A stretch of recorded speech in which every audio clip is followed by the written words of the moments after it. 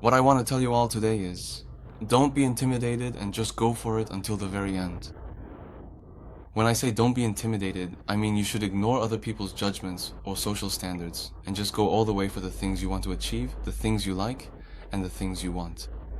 I'm gonna give you two examples, but first, let me talk a little bit about my own dating life.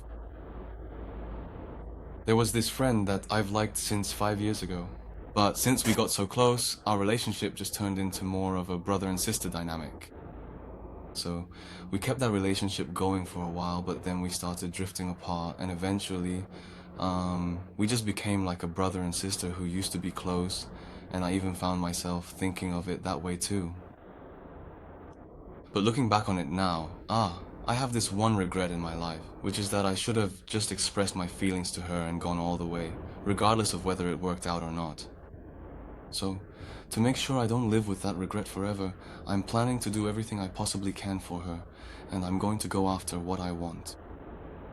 And another thing is that in life, if you want to get what you want, you have to put aside the opinions of your family, society, and friends, and just believe in yourself and move forward.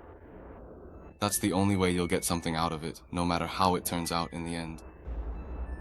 I know people worry about you, like your parents or friends, because they love you and care about you. But sometimes that kind of thing can actually be toxic.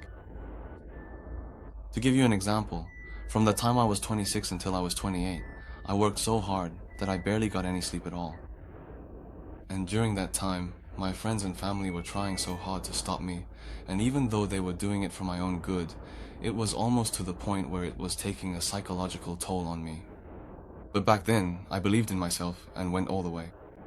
I definitely failed. But now that I'm 30 years old, I believe that the experience and the strength I gained from failing back then is what's making me who I am today, and it's building the future that I want. So I hope you all take what I said today to heart, and that you'll keep believing in yourselves until the very end and achieve what you want.